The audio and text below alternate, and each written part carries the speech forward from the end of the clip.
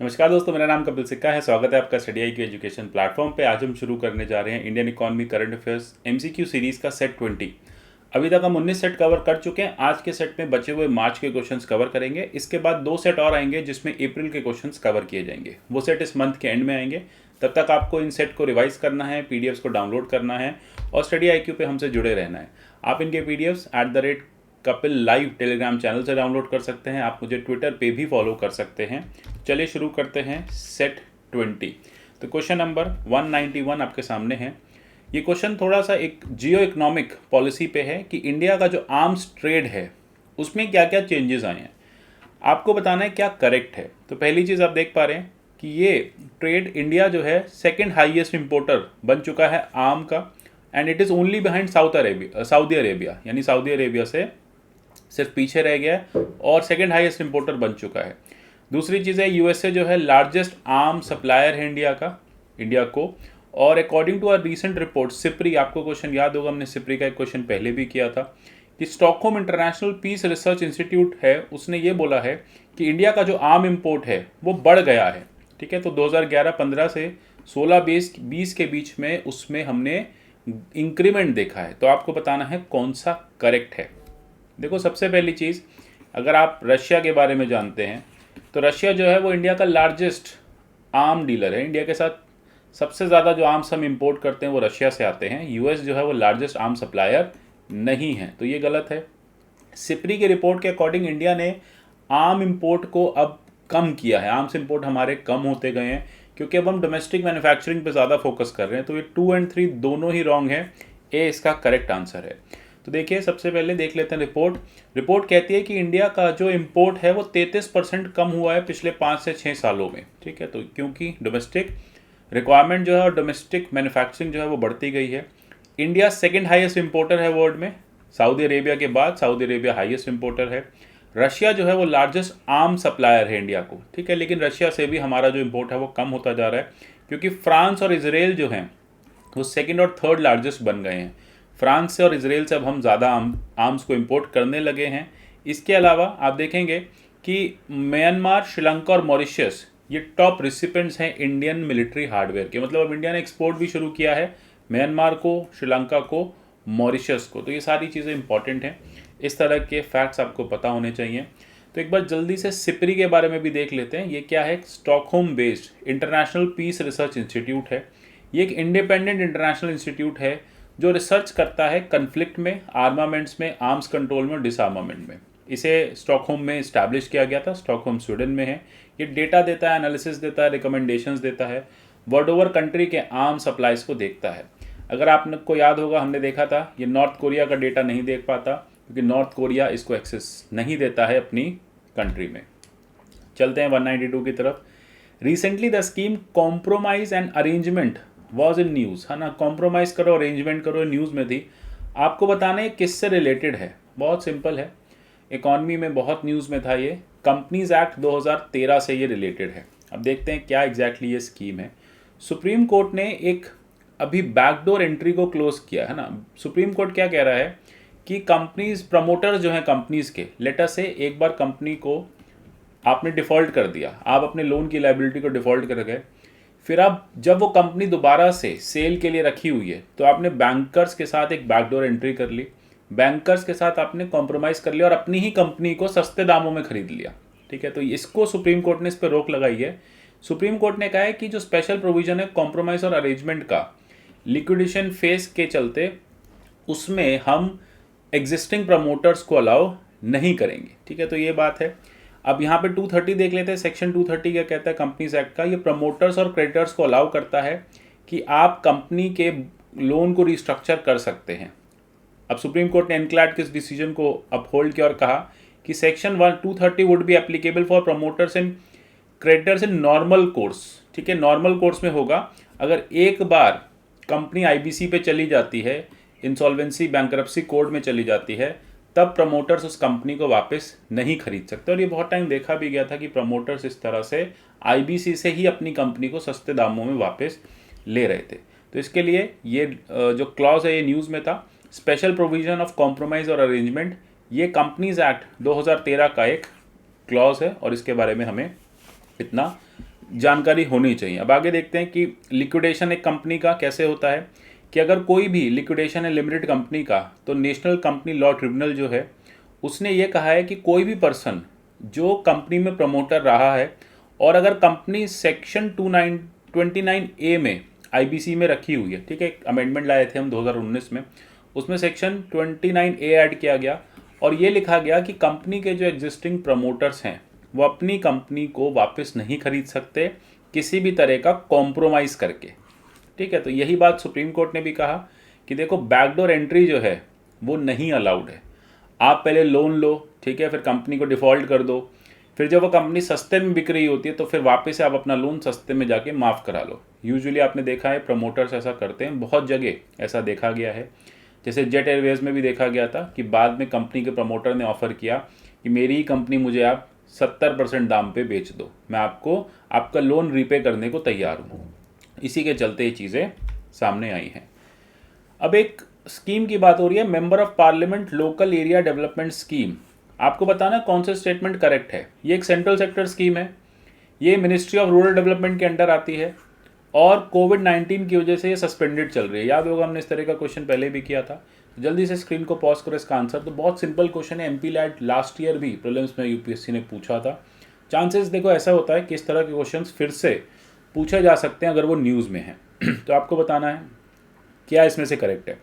देखो आपको याद होगा मिनिस्ट्री ऑफ रूरल डेवलपमेंट के इस मिनिस्ट्री ऑफ रूरल डेवलपमेंट ने इस स्कीम को स्टार्ट ज़रूर किया था, लेकिन अब ये स्कीम जा चुकी है MOSPI के पास, है ना, तो मॉस्पी के पास जा चुकी है, ये इंपॉर्टेंट है। तो सेकंड जो है वो रॉन्ग है, तो सेकंड रॉन्ग होने की वजह से आपका क्वेश्चन अपने आप सॉल्व हो गया। 1 और 3 सेंट्रल सेक्टर स्कीम है और कोविड की वजह से सस्पेंडेड चल रही है। थोड़ा सा एमपीलैट के बारे में जान लेते हैं। देखो member of parliament local area development scheme क्या है, ये फंड्स देती है। इसमें एमपीज के पास फंड्स होते हैं कि वो अपने एरिया में डेवलपमेंट कर सके, वो पंचायत के साथ, अर्बन लोकल बॉडी के साथ या सेपरेटली भी कोई भी डेवलपमेंट वर्क कर सकते हैं। तो इसे एक तरह से एग्जीक्यूटिव फंक्शन भी कहा जाता है एमपीज का। तो याद रखना ये एग्जीक्यूटिव फंक्शन है, क्योंकि एमपीज का काम होता है सिर्फ लॉज बनाना, लेकिन इसमें वो जाके काम को एग्जीक्यूट भी करते हैं, है ना, डेवलपमेंट कराते भी हैं। तो ये इंपॉर्टेंट बात है। अब ये सेंट्रल सेक्टर स्कीम है, 1993 से चली आ रही है। पहले मिनिस्ट्री ऑफ रूरल डेवलपमेंट के पास थी, अब Ministry of Statistic and Programme Implementation के पास है। अब इस स्कीम में पैसा कितना मिलता है, 5 करोड़ 2 इंस्टॉलमेंट में दिया जाता है। हर साल 5 करोड़ दिया जाता है, 2 इंस्टॉलमेंट में 2.5 करोड़ की। और सबसे बड़ी बात है फंड जो है नॉन लैप्सेबल रहता है। देखा गया था कि बहुत सारे मेंबर ऑफ पार्लियामेंट्स, अधिकांश, ठीक है, मैक्सिमम मेंबर ऑफ पार्लियामेंट्स इस फंड को यूज़ ही नहीं करते, ये फंड ऐसे ही पड़ा रहता है।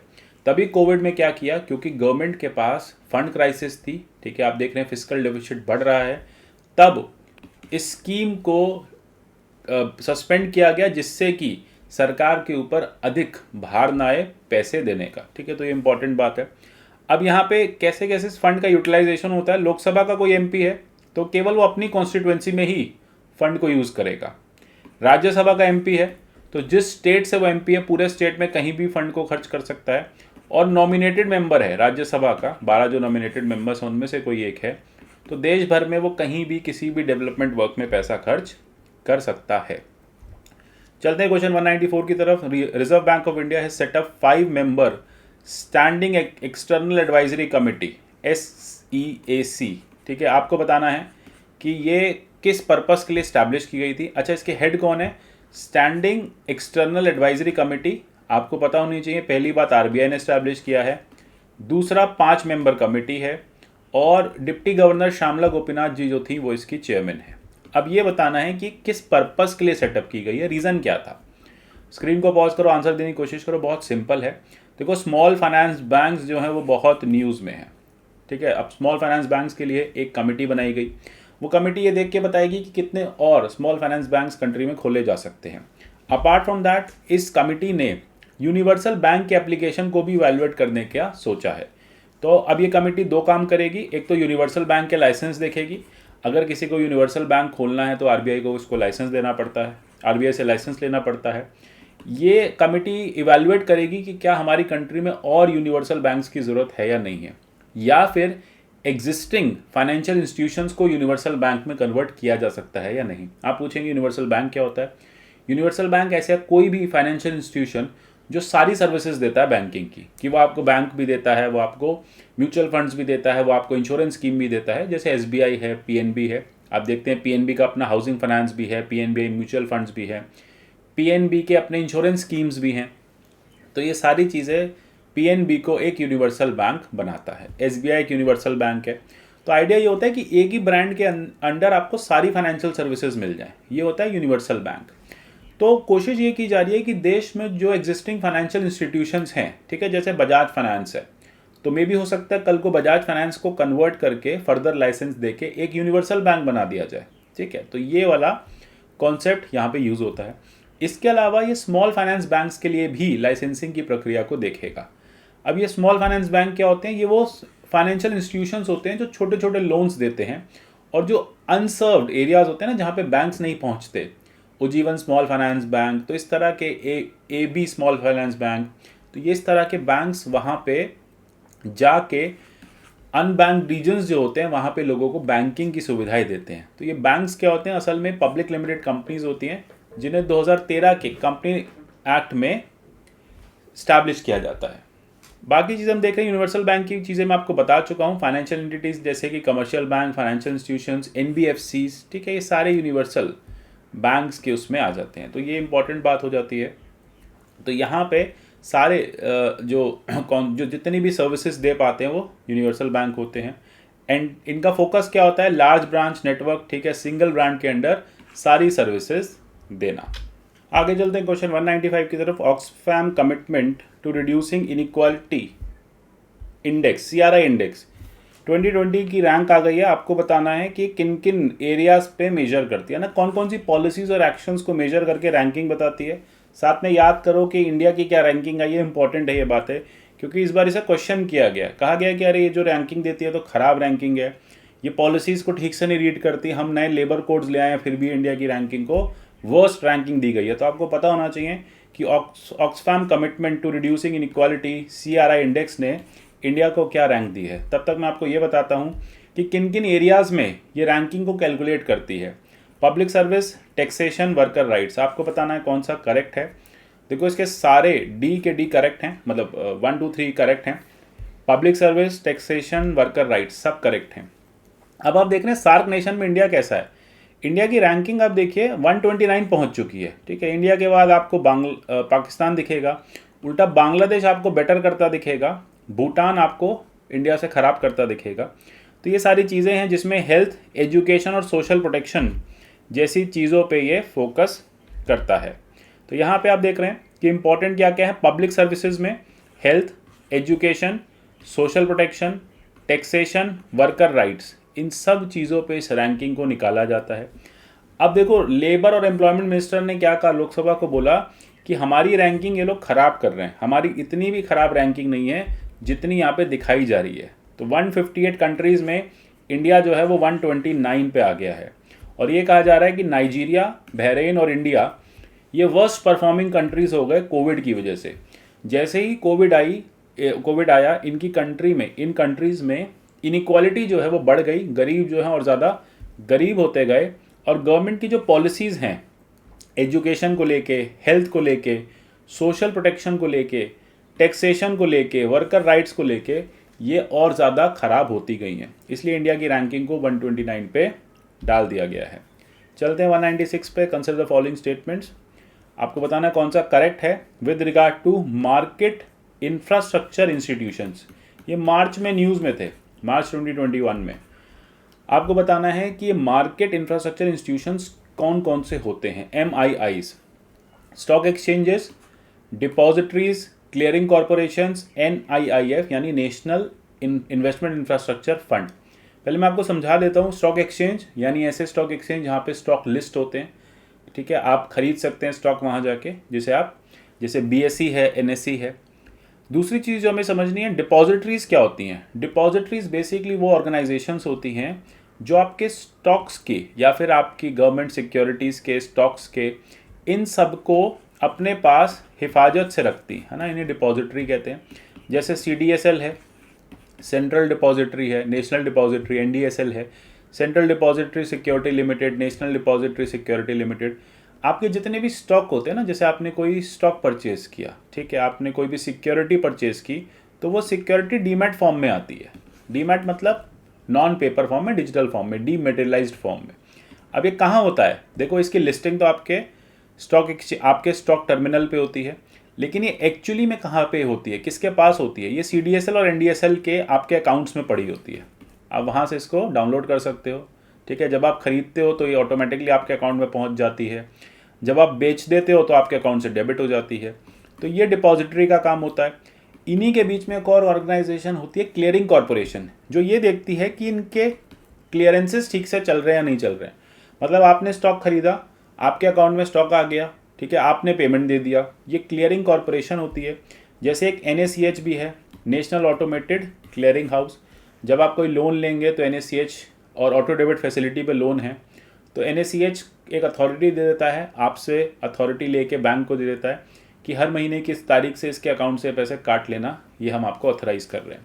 तो ये क्लियरिंग हाउसेज होते हैं जो क्लियरिंग देखते हैं, रुपए का आदान प्रदान ठीक से हो रहा है, सेटलमेंट, पेमेंट का सेटलमेंट हो रहा है नहीं हो रहा है। जैसे मैंने आपको कोई चेक दिया, ठीक है, अब पेमेंट करना है मुझे आपको, आपने वो चेक अपने बैंक में दिया, बैंक वो चेक क्लियरिंग हाउस भेजेगा, क्लियरिंग हाउस मेरे बैंक भेजेगा और देखेगा अच्छा हाँ इसके अकाउंट में इतने पैसे हैं, काट लो, ठीक है, हम भेज रहे हैं।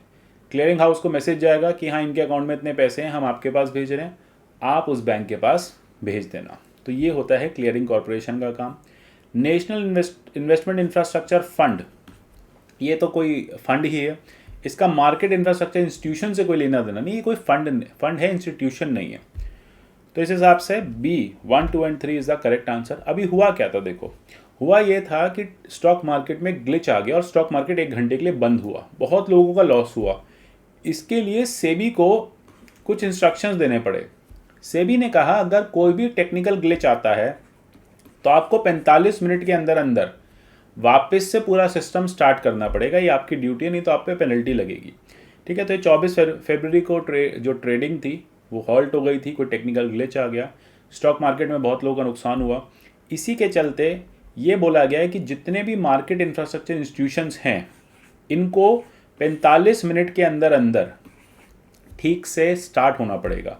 कौन कौन है? स्टॉक एक्सचेंज हैं, डिपॉजिटरी हैं और क्लियरिंग कॉरपोरेशंस हैं। इनको विमन जलान कमेटी ने 2010 में बोला था कि ये कंट्री के फाइनेंशियल डेवलपमेंट के लिए बहुत इंपॉर्टेंट ऑर्गेनाइजेशंस हैं, इन्हें आप नहीं साइडलाइन कर सकते। तो मैंने आपको समझाया स्टॉक एक्सचेंज क्या है, जो स्टॉक बॉन्ड कमोडिटीज़ में ट्रेड करते हैं, डिपॉजिटरीज जहाँ पे ये सारे डीमैट्स में सेव रहता है, और क्लियरिंग कॉरपोरेशन एक ऐसी ऑर्गेनाइजेशन जो देखती है कि सारा सेटलमेंट ठीक से हुआ है नहीं हुआ है। चलते हैं 197 की तरफ। प्रीडेटरी प्राइसिंग बहुत न्यूज़ में रहता है, आपको बताना है करेक्ट क्या है। It is the pricing of goods और services at such a low level that other firms can not compete and are forced to leave the market, है ना। प्रीडेटरी का मतलब होता है कि घात लगा के आप किसी पे अटैक करना, ठीक है, प्रिडेशन करना। अब it is beneficial to consumers in long run. देखो, प्रीडेटरी प्राइसिंग का एक मैं प्रॉब्लम बताऊं, हमेशा प्रीडेटरी प्राइसिंग मोनोपोली क्रिएट करती है, ये एक बहुत बड़ी दिक्कत है। क्यों करती है मैं आपको बताऊंगा, पहले आप मुझे इसका आंसर बताओ। आप स्क्रीन को पॉज करो, आंसर सॉल्व करो। देखो, इसका आंसर होगा कि कंज्यूमर के लिए लॉन्ग रन में कभी भी प्रीडेटरी प्राइसिंग जो है वो अच्छी नहीं है। क्यों? क्योंकि मोनोपोली क्रिएट करती है। जैसे जियो है, जियो ने आपको 4 साल इतनी सस्ती सर्विस दी, अच्छी नहीं सस्ती सर्विस दी। अब वो इतनी सस्ती सर्विस हो गई कि बाकी कंपनीज जो हैं वो इस प्राइसेस पे सर्विसेज नहीं दे पाई। अब प्रॉब्लम क्या हो, ये कंपनीज चली गई, ऐसे करके सारी कंपनीज चली जाएंगी। जब जियो अकेला रह जाएगा तो प्राइस राइज कर देगा। यही अमेज़ॉन के साथ कहा जाता है, यही ई रिटेल कंपनीज के साथ कहा जाता है कि आप इतने डिस्काउंट्स देते हो कस्टमर्स को कि कस्टमर को आपकी आदत पड़ गई है। अब कस्टमर क्या करता है, मार्केट जाके सामान नहीं खरीदता, हर चीज़ फ्लिपकार्ट और अमेज़ॉन से मंगा लेता है। अब इससे क्या हो रहा है, इससे जो ब्रिक एंड मोटर मतलब जो दुकानें हैं, है ना। अब ये ब्रिक का मतलब होता है ईंटा, मोटर का मतलब होता है सीमेंट। अब ये जो सीमेंट ईंटा वाली दुकानें हैं जिन्हें मार्केट्स कहते हैं आप, वो तो बेचारे इतने डिस्काउंट्स दे नहीं पा रहे। आप प्रीडेटरी प्राइसिंग कर करके कस्टमर को अपने पास ला रहे हो। अब हल्के हल्के करके दुकानें सब बंद हो जाएंगी, सस्टेनेबल नहीं होगा, सब लोग लॉस में बंद कर देंगे, फिर आप प्राइसेस बढ़ा दोगे। तो आइडिया तो देखो यही है कि इतने सस्ते में बेचो कि कोई कंपटीशन ही ना हो पाए आपसे, लेकिन लॉन्ग रन में ना कस्टमर के लिए अच्छा नहीं होता, कंज्यूमर को लॉन्ग रन में बहुत लॉस होता है इन सिस्टम से। अब ये क्यों था, ये न्यूज़ में इसलिए था क्योंकि पार्लियामेंट्री पैनल बनाया गया consumer protection e commerce rules. अब उसने क्या रिकमेंडेशन दिया कि गवर्नमेंट को ये अनफेयर प्रैक्टिसेस बंद करानी चाहिए, क्योंकि लॉन्ग रन में ये ठीक नहीं है, और बेटर कंज्यूमर राइट्स देने चाहिए लोगों के लिए, यानी लोगों के हित में काम करना चाहिए।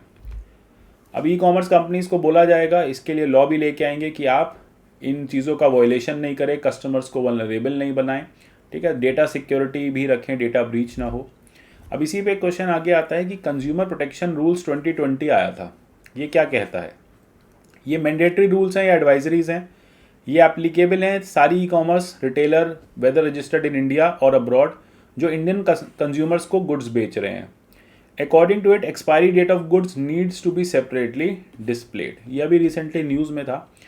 अब ये बात बिल्कुल सही है कि ये मैंडेटरी रूल्स बना दिए गए हैं। पहले तो क्या होता था, एडवाइजरीज होती थी, समझा दिया जाता था कि देखो ऐसे मत करो मत करो। कंपनीज नहीं मान रही हैं, अमेजॉन फ्लिपकार्ट जैसी कंपनीज नहीं मान रही हैं।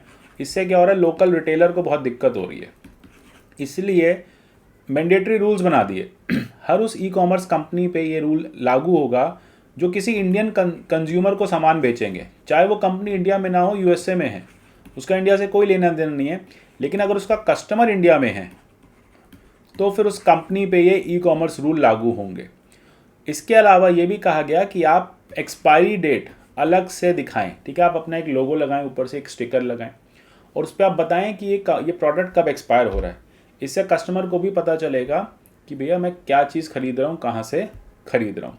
अगर कोई ई कॉमर्स कंपनी इंडिया में स्टैब्लिश नहीं है, बाहर से फंक्शन कर रही है, तो उसको इंडिया में फिर नोडल ऑफिस भी बनाना पड़ेगा, या फिर कोई एक नोडल पर्सन होना चाहिए कि अगर कोई भी ब्रीच हो इस रूल का तो सरकार या पुलिस जाके या कंज्यूमर अथॉरिटी जाके इस पर्सन को पकड़े, ठीक है। नहीं तो वो कंपनी तो यूएस में बैठी है, यहाँ से वहाँ नोटिस भेजते रहोगे, कुछ नहीं होगा। इसलिए इंडिया में उसको एक नोडल पर्सन बनाना पड़ेगा जिसको पकड़ें अगर कोई भी रूल जो है वो फ्लाउट हुआ है, ठीक है। तो ये इंपॉर्टेंट चीज़ है। इसके अलावा एक चीज़ और बोला गया है कि ई कॉमर्स एंटिटीज़ को ये दिखाना होगा कि उन्होंने प्राइसिंग कैसे करी है, मतलब कितने का आइटम था, ठीक है, जो वस्तु थी वो कितने की थी, कितना उस पर टैक्स लगा, कितना आपने डिस्काउंट दिया, कितना उस पर खर्चा आया, सारी चीज़ें, मतलब आपका क्या लॉजिस्टिक कॉस्ट है, क्या टैक्स है, कितना आप डिस्काउंट दे रहे हैं। अब ये नहीं हो सकता आपने 100 रुपये की चीज़ पे 200 रुपये डिस्काउंट दे दिया, तो ये तो हो गया प्रेडेटरी प्राइसिंग, है ना। इसी तरह का कि 100 रुपये का आइटम है, ठीक है, और आपने उस पर 70 रुपये डिस्काउंट दे दिया, तो इससे गवर्नमेंट को भी पता चलेगा कि जो डिस्काउंट्स हैं वो लेजिटिमेट डिस्काउंट्स हैं या फिर प्रेडेटरी डिस्काउंट्स हैं। इसलिए सारे ब्रेकअप अब आपको डिस्प्ले करने पड़ेंगे, उस कंपनी को डिस्प्ले करने पड़ेंगे उस गुड पे। चलते हैं 199 की तरफ। Recently Rajya Sabha cleared national bank for financing infrastructure development bill. आपको बताना है ये NBFID क्या है। NBFID will be set up as corporate body with authorized share capital of 1 lakh crore rupees. It may borrow money from multilateral institutions, World Bank, Asian Development Bank. Objective क्या है? Directly indirectly land करना, invest करना, attract करना investment को India में, ठीक है। तो आपको बताना है क्या ये क्या क्या करेक्ट है। देखो न्यूज़ में था national bank for financing infrastructure development, सारी चीज़ें करेक्ट हैं। आइडिया यही है कि इंडिया में हमें इंफ्रास्ट्रक्चर डेवलपमेंट बढ़ाना है।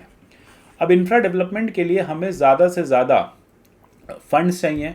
अब वो फंड्स आएंगे कहाँ से? उस फंड के लिए एक कॉरपोरेट बॉडी को स्टैब्लिश किए जाने की बात कही जा रही है, जिसका फंड होगा 1 लाख करोड़ का। सरकार 1 लाख करोड़ से ये फंड बनाएगी। अब ये फर्दर क्या करेगी, ये जो ऑर्गेनाइजेशन है ये सेंट्रल गवर्नमेंट से भी बोरोइंग कर सकती है, RBI से भी कर सकती है, शेड्यूल कमर्शियल बैंक से भी कर सकती है, म्यूचुअल फंड से भी कर सकती है, विदेशों के बैंक यानी world bank, Asian development bank से भी कर सकती है।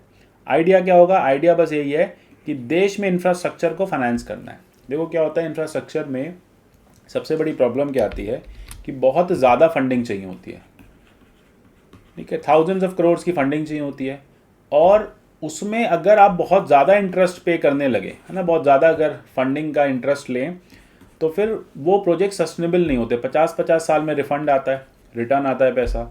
अगर 50 साल तक आप 15% लो इंटरेस्ट दे रहे हैं, तो फिर वो तो कभी वायबल कॉस्ट निकलेगी नहीं। इसलिए गवर्नमेंट ने ये ऑर्गेनाइजेशन बनाया है, या बनाने की बात चल रही है।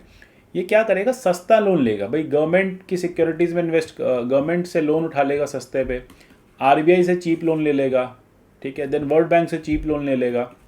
अब वो लोन लेके इंफ्रास्ट्रक्चर में डेवलप इन्वेस्ट करेगा। जब इंफ्रास्ट्रक्चर डेवलप होगा, रिटर्न आना शुरू होगा, तो गवर्नमेंट को वो पैसा वापस कर दिया जाएगा, ठीक है। तो ये इसका पूरा पर्पस है, लेकिन शुरू में इसको 1 लाख करोड़ के फंड से बनाया जाएगा। आइडिया यही है कि जो इंफ्रास्ट्रक्चर बनेगा उससे पैसा निकाला जा सके, है ना, टोल टैक्स के थ्रू निकाला जा सकेगा, या सेल, एसेट सेल करके निकाला जा सकेगा, जो भी जैसा भी इसको लगता है कि हम मोनेटाइज कर सकते हैं उस एसेट को, वैसे मोनेटाइज करके गवर्नमेंट के पैसे को, या जिस भी इंस्टीट्यूशन से बोरोइंग की है उस मनी को रिटर्न करना है। अब गवर्नमेंट देखो 100% इसे ओन करेगी, आगे जाके गवर्नमेंट 26% इसमें से लिक्विडेट भी कर सकती है। दूसरी बात है कि NBFID के किसी भी पर्सन के अगेंस्ट कोई इन्वेस्टिगेशन नहीं होगी, कोर्ट भी इसमें इंटरफेयर नहीं करेगा बिना गवर्नमेंट से पूछे। चलते हैं क्वेश्चन 200 की तरफ। Business responsibility and sustainability report BRSR, ये कौन निकालता है ना, बहुत इंपॉर्टेंट है, ये न्यूज़ में भी थी मार्च 2021 में। ये सेबी जो है ये इस रिपोर्ट को पब्लिश करता है। क्यों करता है ये देख लेते हैं।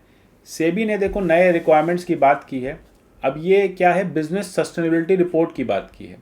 अब क्या होगा इस रिपोर्ट में, the new report will be called business responsibility and sustainability report. जो पुरानी बिजनेस रिस्पॉन्सिबिलिटी रिपोर्ट थी उसको हटा के अब यहाँ पे वर्ड सस्टेनेबिलिटी क्यों जोड़ा, क्योंकि यहाँ पे एनवायरमेंटल, सोशल, गवर्नेंस, इन सारी कंपनीज के बारे में भी बात की जाएगी, ठीक है। ये बेसिकली इनकरेज करेगा कंपनीज को कि आप सिर्फ रेगुलेटरी फाइनेंशियल कंप्लाइंस ना करें, आप अपनी रिपोर्ट ये भी बताएं कि आपके प्रोडक्ट ने सोशल इम्पैक्ट कितना क्रिएट किया, एनवायरमेंटल बेनिफिट कितना हुआ।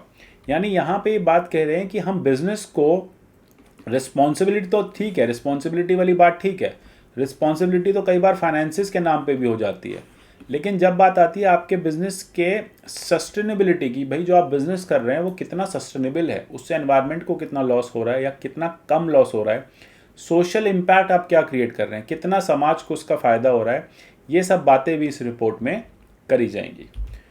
अब ये एप्लीकेबल होगी 1000 टॉप लिस्टेड कंपनीज में, ठीक है। जो मार्केट में लिस्टेड सबसे बड़ी 1000 कंपनीज होंगी, जो कैपिटलाइजेशन से जिनका साइज़ होता है सब, जैसे नेस्ले एक बड़ी कंपनी है, टाटा एक बड़ी कंपनी है जो मार्केट में लिस्टेड है, रिलायंस एक बहुत बड़ी कंपनी है जिसका मार्केट कैपिटलाइजेशन बहुत ज़्यादा बड़ा है। मार्केट कैप पे आपको याद होगा मैंने आपको बताया था कि आज का share price into number of shares market capitalisation बताता है। तभी आपको पता चलता है ना, आज अंबानी बहुत अमीर हो गए, 4 दिन बाद थोड़े कम अमीर हो गए, फिर बहुत ज़्यादा अमीर हो गए। ये मार्केट कैपिटलाइजेशन से अमीर होते हैं, यानी इनके शेयर का प्राइस बढ़ रहा है तो ये अमीर हो रहे हैं।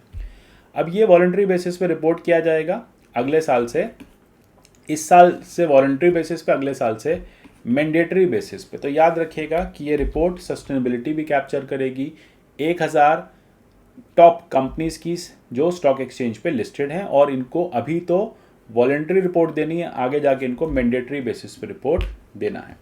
आशा करता हूँ ये क्वेश्चंस आपको अच्छे लगे होंगे। मिलेंगे फिर आगे एक नई सीरीज़ में, तब तक के लिए पढ़ते रहिए, रिवाइज करते रहिए, एंड जितने भी PDFs हैं वो सारे आपको टेलीग्राम पे मिल जाएंगे। तो मिलते हैं next time, till then good bye, take care and God bless you all.